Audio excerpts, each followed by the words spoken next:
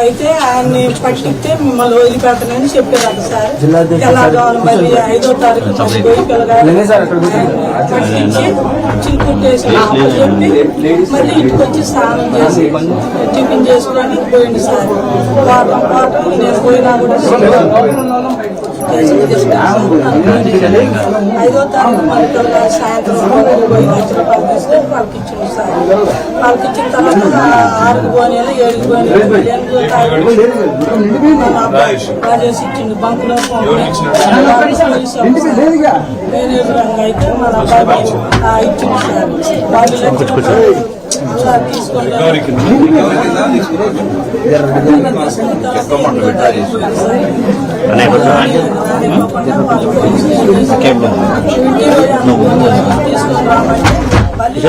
తీసుకొని ఇంటికి వచ్చి అనుభవం తీసుకొని పోయి మొత్తం పెట్టమని కానీ పక్కన పోయిన తర్వాత ఇంకొక ఆయన ఏం చేసిందంటే పోయి చూసుకుంటాం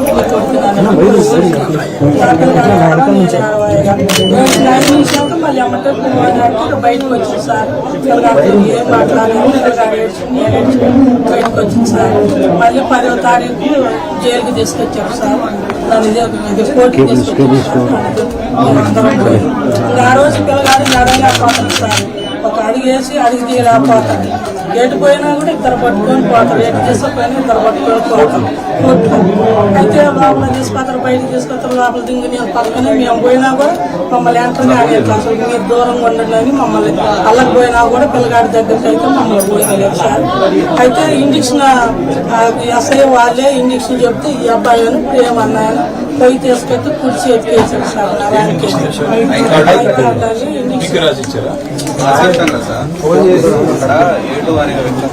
ల్యాబ్ లో పనిచేస్తారు.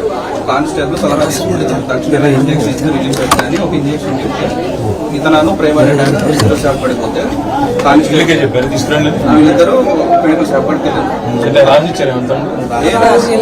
ఫోన్ చేసి కానిస్టేబుల్ కాల్ చేసి అతనితో మాట్లాడిస్తే అతను ఇంజక్షన్ చెప్పాడు. వీళ్ళు తీసుకుపోయి చేసిన తర్వాత నడవలేని పరిస్థితి నేను పోలీసు వాళ్ళకి దండం పెట్టి అయ్యా నాకు నా పిల్లగాని నా పక్క చెప్పండి, నేను ప్రైవేట్కి చేసే పైసలు పెట్టుకొని మళ్ళీ పంపిస్తాను అన్నా కూడా లేదమ్మా మేము గవర్నమెంట్కే తీసుకుపోతాం, మీ పిల్లగాడు కాదు మా పిల్లగాడు మేము పంపానని వాళ్ళు అన్నారు. అయినా 5 గంటలకి ఇక హుజునార్ జైలుకి తీసుకుపోయారు సార్. హుజునార్ సోమవారం పోయిన, మంగళవారం పోయిన, బుధవారం వేస్తారు. మళ్ళీ శుక్రవారం రోజు నన్ను చూడటానికి మళ్ళీ పోతే మా కుటుంబం అంతా పోయి చూసినాం సార్. అప్పుడు కూడా పిల్లగాడుగా ఏడుతుండే నాకు బెయిల్ ఎప్పుడు వస్తుంది, ఎప్పుడు తీసుకుపోతారు అని పిల్లగాడు ఏడుతుంది సార్. అయితే అక్కడైనా కూడా ఒక 5 నిమిషాలు మాట్లాడించారు సార్, బయటకు పంపించారు. శనివారం రోజు మళ్ళీ మా వాళ్ళు వస్తే కారు వేసుకొని మళ్ళీ పోయినాం సార్. చూడటానికి పోతే లేదమ్మా వారం రోజులలో 3 రోజులే చూసి తర్వాత మేము చూడలేమని వాళ్ళు అంటే సార్ అటు మళ్ళీ వాళ్ళే అడిపోయారు. మేము ఇటు వచ్చిన చిలకల్లు నుంచి వచ్చారు సార్. వాళ్ళు చూడలేదు, మేము ఇంటికి వచ్చిన వాళ్ళు అడిపోయారు. 5 గంటలతో ప్రియాంకు ఫోన్ చేసినాం సార్. నేనే ఫోన్ చేసిన, ఏందయ్యా పిలుతుంటే పలకట్లేదు ఆడిపోయానని ఫోన్ చేస్తే పోయినా హుజునార్ వచ్చినా అన్నాడు. ఏంటంటే రాజేష్ బాగలేదు అయినా అంటే ఏమైందయ్యా అంటే కొద్దిగా ఏంటి బాగా రాకుండా హుజునార్ తీసుకొచ్చిన అంటే అమ్మాయి నేను అలా ఆయన బరబర బండి వేసుకొని పోయినాం సార్. ఆశీస్సుని పెట్టారు. పిల్లగాడు బాగా ఎగరొట్టుకుండు. అయితే అక్కడికి పోయినాక కూడా నేను అన్నా, ఇక్కడ నేను చేసిన డాక్టర్ 3 సంవత్సరాలు నేను ఆ డాక్టర్ గారు కాదు చేసిన, ప్రైవేట్ ఉంచుకుంటే వదిలిపెట్టండి సార్ అన్నా కూడా అప్పటికి కూడా నాకు ఇలేదు సార్. గంట పైన అయింది. సూర్యాపేట తీసుకోవాలంటే గంట పైన అయింది. గంట కూడా ఆఫీస్ రాలేదు.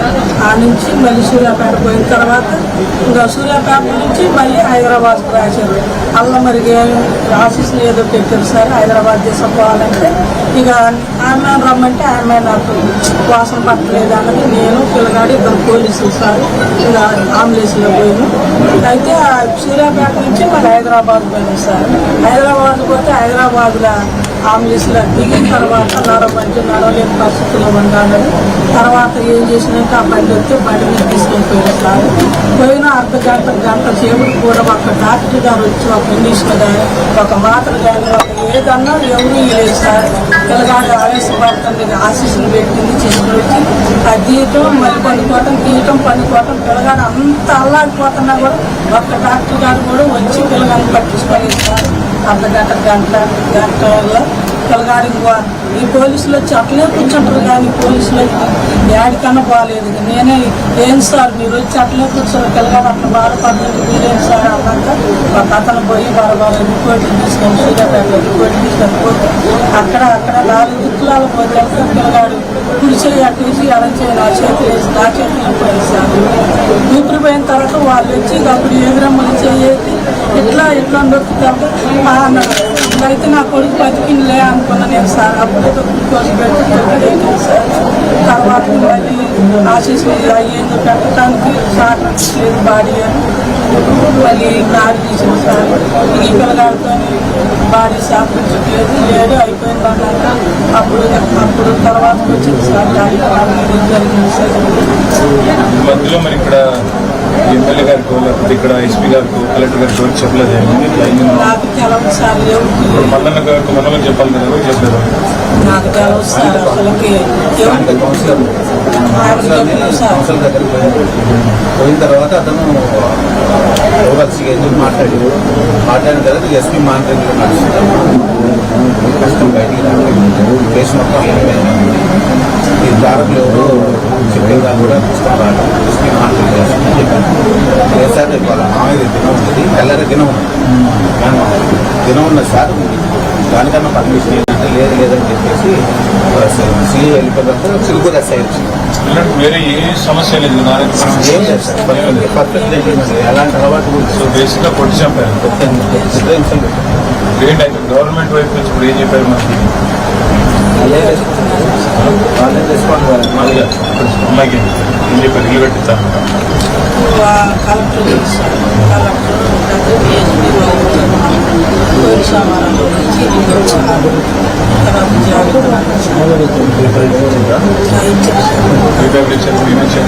అదే అట్రాసిటీ కేసు అయిందన్న. ఎక్కడ ఉంది పేపర్ ఎక్కడ కేసు ఫైల్ అయిందన్న. అట్రాసిటీ కేసు 10 నుంచి వచ్చినాయి మనకి ఇచ్చిన పెన్షన్ 5,000 పెన్షన్ 4,12,000 వచ్చినాయి. ఈ రోజు 5,000 పెన్షన్ అన్న. ఒక ఇందిరామ కాలేజ్ తరఫున ఒక 5 లక్షలు శాంక్షన్ చేశారు. ఈ రోజు ఎందుకు గుర్తించారు అవి ఓట్లు మనకి ప్రభుత్వం నుంచి వచ్చినాయి కావాలి. Atrocity case A1 SI A2 Pratap circle inspector others police వాళ్ళు అంటే బాగా తీసుకెళ్ళి ఓన్లీ మనకి అట్రాసిటీ కేసు ఏం ఉద్యోగం అని చెప్పారు మీకు సోషల్ వెల్ఫేర్లో వంట మాస్టర్ కలెక్టర్ ఎవరు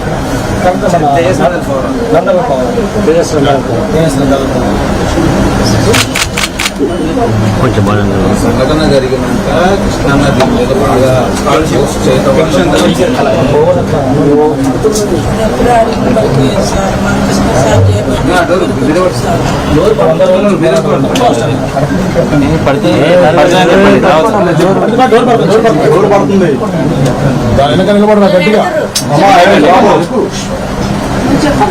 చెప్పు నెట్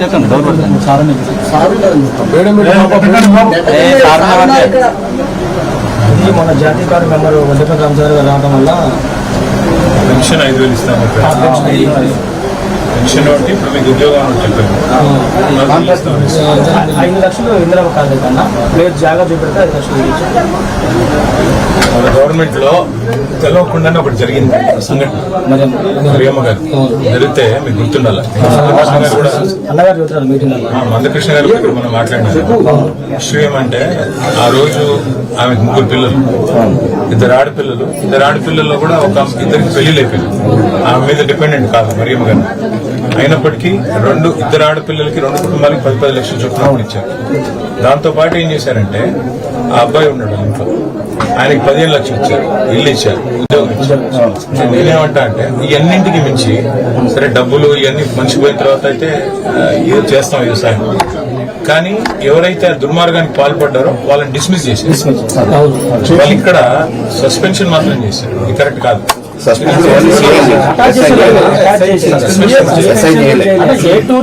చేశారు, అటాచ్ చేశారు.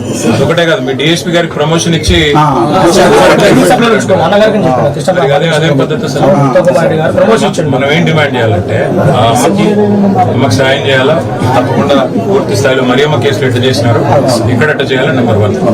రెండవది ఖచ్చితంగా వాళ్ళ ముగ్గురిని డిస్మిస్ చేయాలి.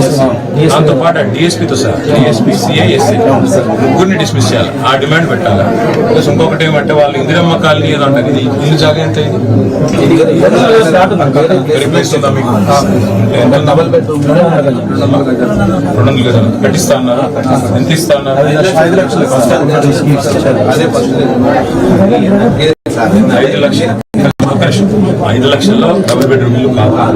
అందుకే నేనేం చేస్తానంటే 5 లక్షలు గవర్నమెంట్ ఇవ్వండి, 5 లక్షలు మేము పార్టీ నుంచి ఇస్తాం. ఎందుకంటే అట్లయితే కనీసం 10 లక్షలు అది చేద్దాం. మీరు వెంటనే రేపు మల్లన్న గారి ద్వారా పంపిస్తాను. మీరు తప్పకుండా అది కూడా అది ఇది కలిపి కట్టండి. అంతేకాదు సగం. రెండోది మీరు దయచేసి అందరం కలిసి కట్టగా. ఇప్పుడు ఏమి ఎలక్షన్ లేవు, ఏమి లేవు, మనకేమి రాజకీయ లబ్ధిగా పడగలేదు. ఆ కుటుంబానికి జరిగింది వాళ్ళ తమ్ముడు ఆ అమ్మ ఇద్దరు మిగిలిపోయినారు.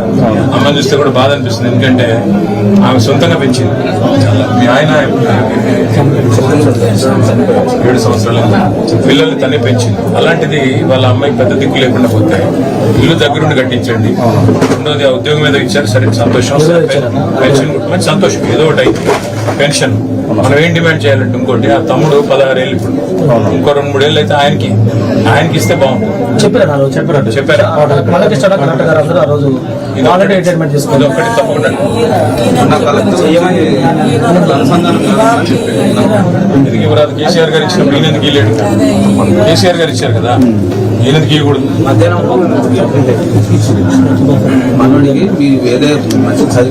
కాదు, ఆయన ఏమైనా డిగ్రీ చదువుకుంటే ఓపెన్ డిగ్రీ అదో ఏదో చేస్తే డిగ్రీకి తగ్గ జాబ్ ఇవ్వచ్చు. అప్పుడు అమ్మని కూడా చూసుకుంటాడు.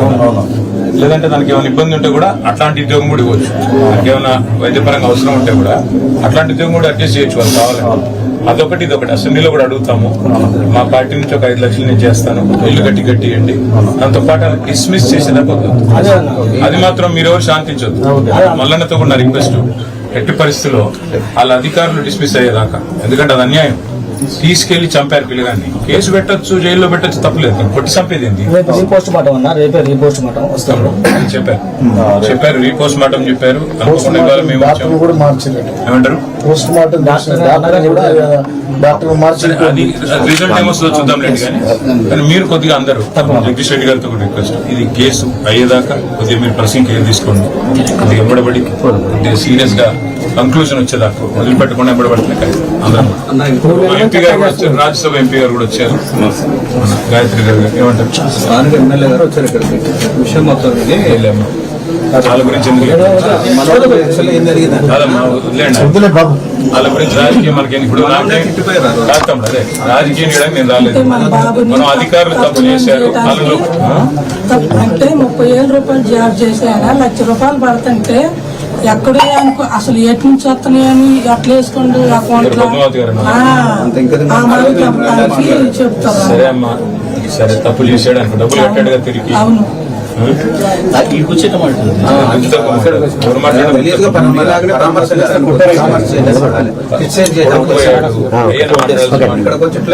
పర్టికులర్ గా ఇంటికి రాలేదన్న, పక్కన వాళ్ళ కార్యకర్త ఉంటే అక్కడ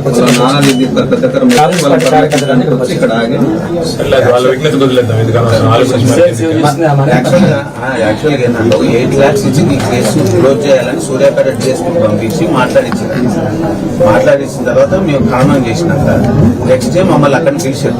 మాట్లాడినప్పుడు ఉన్నోళ్ళని కాకుండా కాంగ్రెస్ ఫేవర్ ఉన్నోళ్ళని పిలిపించుకున్నది. నేను అక్కడికి పోయిన తర్వాత నేనేమన్నానంటే కేసే నడుస్తుంది, అమౌంట్ ఇస్తానంటేనే లేదంటే మాత్రం మేమైతే కాంప్రమైజ్ కావాలని చెప్పేసి మేము బయటకు వచ్చేసి డబ్బులు కాదని వాళ్ళు డిస్మిస్ కావాలి.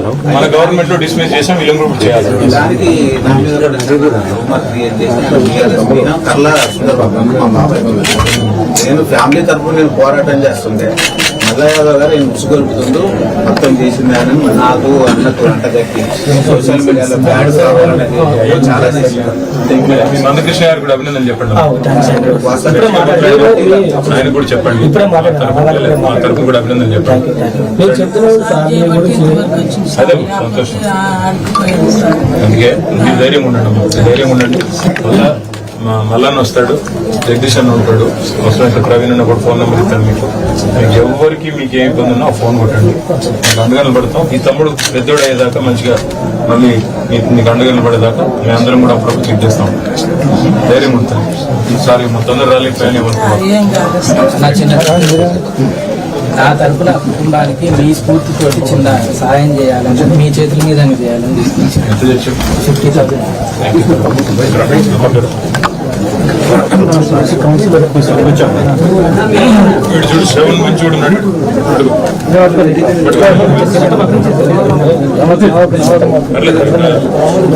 మంచి పని చేస్తున్నావు.